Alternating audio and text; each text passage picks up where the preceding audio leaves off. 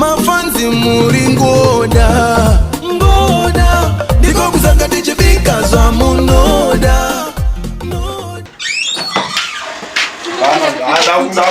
Aiwa kanile sinyoro chipo. Aiwa ndauzura. Ini problem ndei. Uzani wese kuti ndoita weti. Aikandeta ndichataura wana ndichimbowaudza vanhu. Aiwa ndauzura. Aiwa mira ngozura yangu. Aiwa problem yacho weti. Aiwa. Aipere ini ndakutaura kuti ndoita weti. Ndakutoza vanhu vese chero makaita. Taizveni. Auchazvitaura.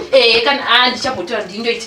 Mumagumbeze uchabudisa panze. Ndichakabudisa panze anomera imomo mba imomo. Wozwa ngozi vanhu chete ndoita weti ka.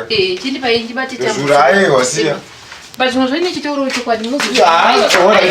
Mira ngozipedze problem yacho ini. Aiwa. Sorry baba. Sorry yenyu. Handichambotauri. Neza magumbeze pa window. Kubva nhasi mbambude ndoda kukufidhai kana kumunda musaende ndoita zvese. Uri serious? Apa ndafunga mimi ndada kugara. Mira ndikusunzire chimugari. Ndochiita sei? Chiri right yakadai. Tsikira apa. Kanganisa chitambo yangu. Tsikira apa pemini. Chindi pa ntambo. Aiwa, ndinayo tambo ndiyangu. Isinyoro 40 so. Ngati sorry wani. Kana kuti zvapera iwe zvapera. Achada kuinzwa kuti nyaya iyi. Ndichatouza vese ana magira kuti ndinoita weti nechinyepera mwangu. Kuti vanhu vatanzi murume uyaenda weti. Ndoshiya kufambira. Ngozvitaura chete ndoita weti weka. Ndozvisungira apa chombotyisa. Ndoenda kwakaenda vamwe iko. Hai. Andosanga kufamba raendese kuti tanzi baba vanda kuti nemakuru rangu yo usandinyadzise pane vanhu iyo. Iproblem yandinayo. Takasikwa zvakasiyana. Hai. Tutabaridzira nyaya. Ngozvitaura chete tambo ndinayo. Tozvikanda.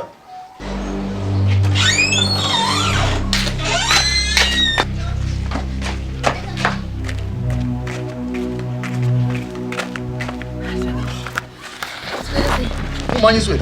Aiwa, sirikuba kundastadza. Chivuti. Saura wenyu. Hanzi chivuti. Zuro ndatenga ukuti mbojivone nyama. Zvese zvanenge achingoita ndizvo ngoti ndakangoda kudai andakusungira ndangoda kudai ndakuzvisungirira ndatenga nyama hanzi bikai hafu yese ndidye nitozodya futi imwe hafu yasara mangwana nevana ndava ndataiwa zviite tomboitawo mazuva svika ndakusungira zvindangoda kuti nyahobho atanga futi zvezve atowesi ari kutonyanya ari kupi zvezve ariko kumba kune tambo yake handichazvigone ora timira igara ipapo 2 minutes ndimira ipapo unezi hande tozvipedza izvo Sabir. Chivuti. Chiji kunezi. Ndiarabo.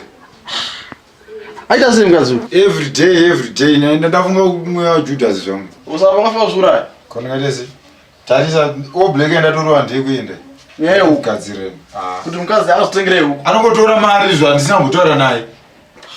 Manja apa kusungira manja apa unofacho wadziwa. Zvina basa izvo mira ndauri ausura kubreka. Mira Sabira mira. Mira medimos. Ndabasa Sabira. Unasabira mira. Ndakandatika zviri easy azvo. Ndandineka musunga makonzo.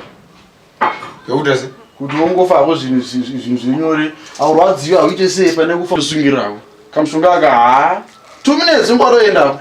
Mukazi ndosanichengera donwa. Borozo. Donwa. Indaona kutsinya uri muro here wewe. Kutsinya wewe. Uri muro. Sasa ndibvisa mambere pamwari Jehova wewe. Asuda kuferewe.